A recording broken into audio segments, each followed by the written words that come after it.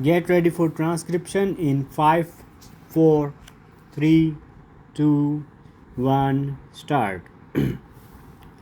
All wages or salary, including wages payable for time or piece work, and salary earned wholly or in part by way of commission of any workman in respect of services rendered to the company, and any compensation payable to any workman under any of the provisions of the Industrial Disputes Act 1947.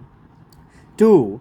All accrued holiday remuneration becoming payable to any workman or, in the case of his death, to any other person in his right on the termination of his employment before or by the effect of the winding up order or resolution.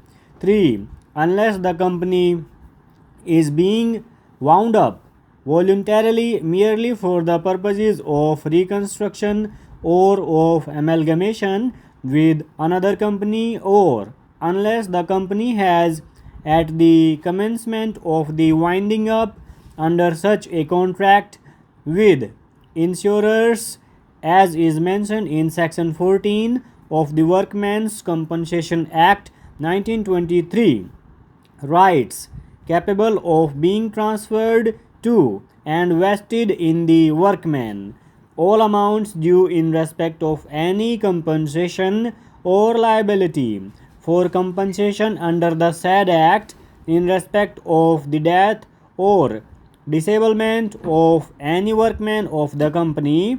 4. All sums due to any workman from a provident fund, a pension fund, a gratuity fund, or any other fund for the welfare of the workman maintained by the company. 5. Workman's portion in relation to the security of any secured creditor of a company means the amount which bears to the value of the security the same proportion as the amount of the workman's dues bears to the aggregate of A. the amount of workman's dues, and B. the amounts of the debts due to the secured creditors.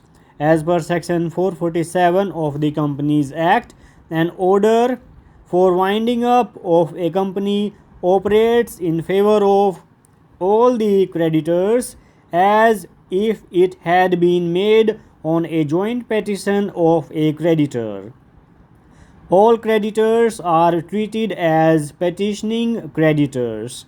Section 456 of the Companies Act requires a provisional liquidator or a liquidator, as the case may be, to take all properties and action claims to which the company is or appears to be entitled into his custody or under his control. Subsection 1A to section 456 of the Companies Act entitles the liquidator to write a request to the Chief Presidency Magistrate within whose jurisdiction such property, effects, or actionable claims are. Subsection 1B to section 456 of the Companies Act permits the Chief Presidency Magistrate or the District Magistrate to take such steps or use such force as in his opinion may be necessary. Section 468 of the Companies Act permits the Tribunal Court to direct any contributory trustee, receiver, banker, agent, officer, or other employee of the company to pay, deliver, surrender, or transfer forthwith or within such time as directed to the liquidator any money, property, or books and papers in his custody and control to which the company is prima facie entitled. Section 528 to 530 of the Companies Act fall under Chapter 5, provisions applicable to every mode of winding up, under the subheading Proof and Ranking of Claims. Section 528 of the Companies Act states that debts of all descriptions, including the debts payable on contingency and claims against the company, present or future, ascertained or sounding only in damages, shall be admissible to proof against the company on a just estimate being made of such debts as far as possible.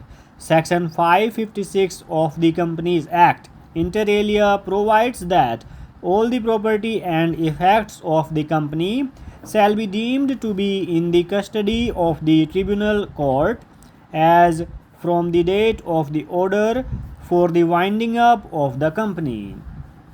The objective of giving jurisdiction to the company court/tribunal during the process of liquidation of the company is twofold. First, to ensure that the assets of a company in liquidation are amassed and possessed to prevent a scramble and dissipation of the assets of an insolvent company. Secondly, the company court/tribunal is entrusted with paying off debts from the sale proceeds of the assets so assimilated, according to the waterfall mechanism provided for and specified under Section 529, 529A, and 530 of the Companies Act. Accordingly, and with this objective, Section 529A of the Companies Act refers to the doctrine of pari passu in the proviso to subsection 1 to Section 529 with reference to the claims inter se, the workmen and the secured creditors. Even otherwise, on a conspectus of these sections, the principle applicable and underlying these provisions is to stop alienation and preserve the assets on the date of the bankruptcy, which date in some cases can relate back to the date of filing of the winding up petition, as in the case of execution of a decree. This preservation is with a view to ensure the division and application of the assets of the company.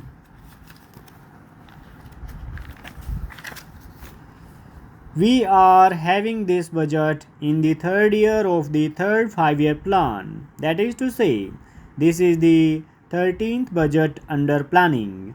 But added to this is the emergency today, which naturally has an impact on the economic policy and in particular on the budget proposals.